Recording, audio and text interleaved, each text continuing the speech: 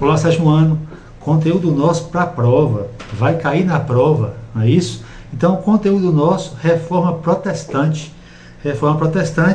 que nós vimos que na grande realidade, ela inicia-se com ideias lá do Renascimento, quando as pessoas deixaram aquele modo teocêntrico de pensar e surgia aí o antropocentrismo, não é? Vamos só recordar aqui o teocentrismo, Deus no centro de tudo, e antropocentrismo, o ser humano no centro. Nessa reforma, o ser humano vai ser o centro e Deus também. Rani, mas como assim isso? Vamos conversar aqui.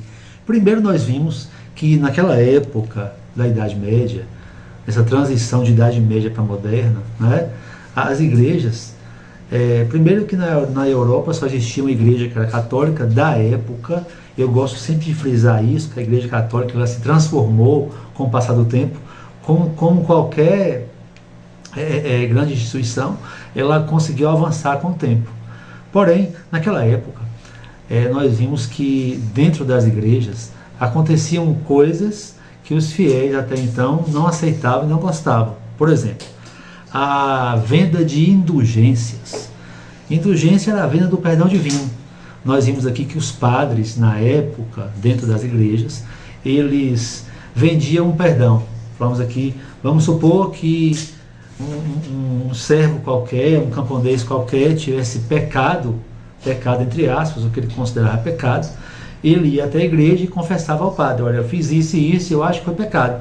Se o padre considerasse pecado, o padre poderia cobrar uma taxa em dinheiro para que Jesus, Deus, o perdoasse, e assim que ele pagasse essa taxa em dinheiro, ele ia receber um papel timbrado da igreja, assinado: Jesus Cristo, em tal data, perdoou fulano de tal pelos seus pecados. Isso era a cobrança de indulgências, era a venda do perdão divino. Isso não era visto com bons olhos por quem compreendia o que acreditava, vamos citar assim.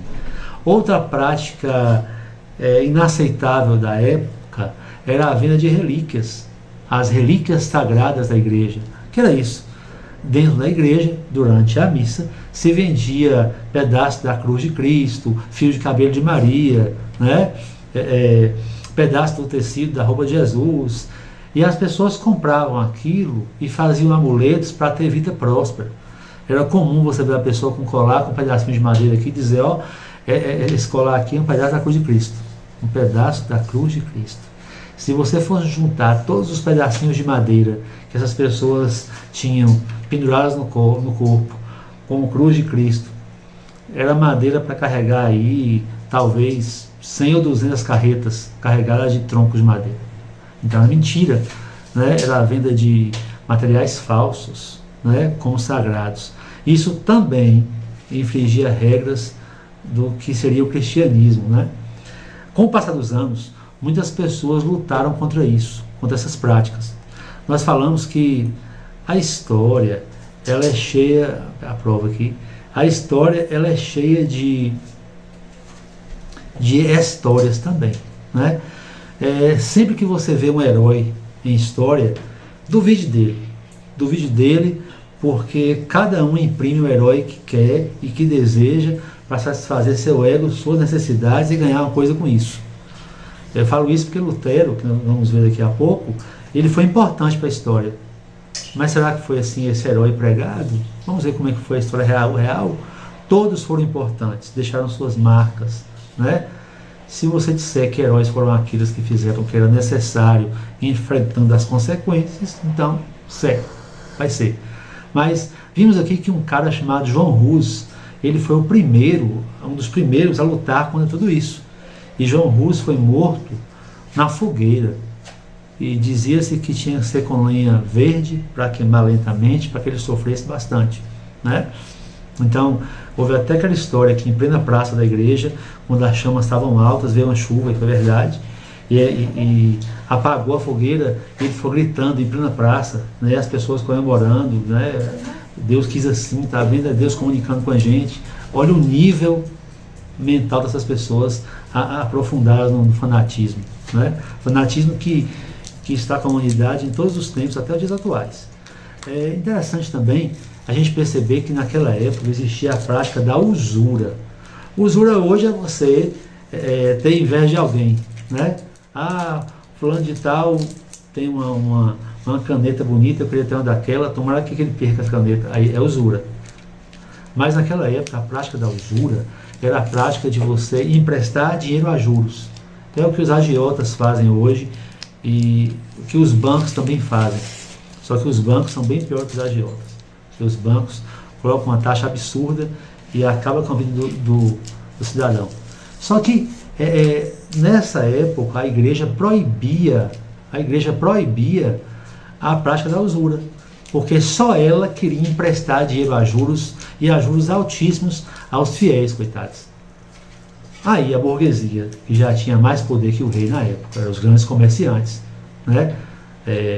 Os grandes comerciantes, os grandes agricultores, né? O agro é pobre desde aquela época, só não matava o povo com veneno, mas era pobre.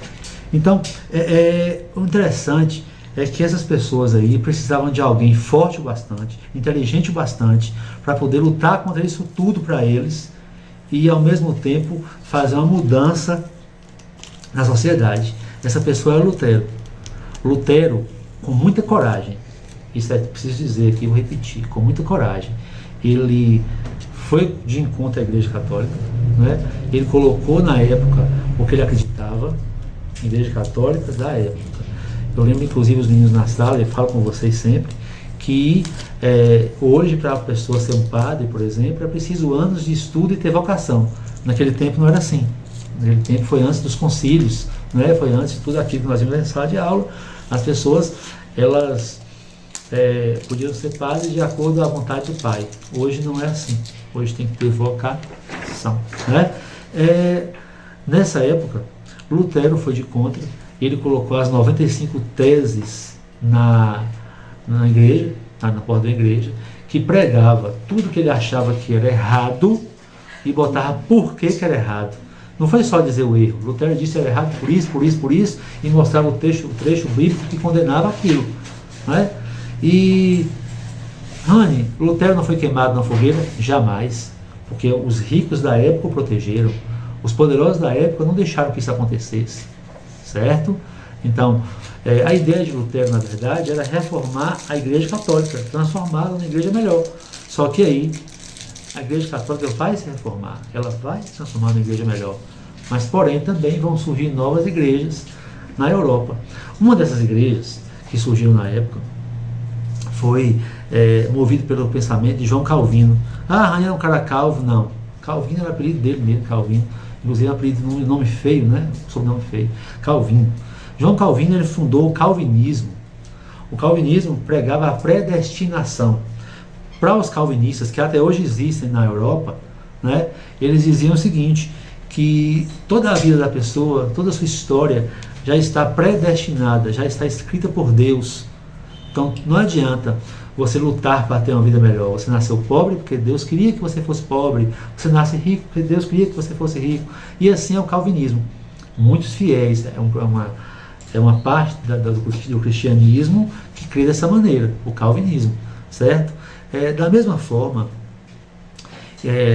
Lutero na época defendia a justificação pela fé.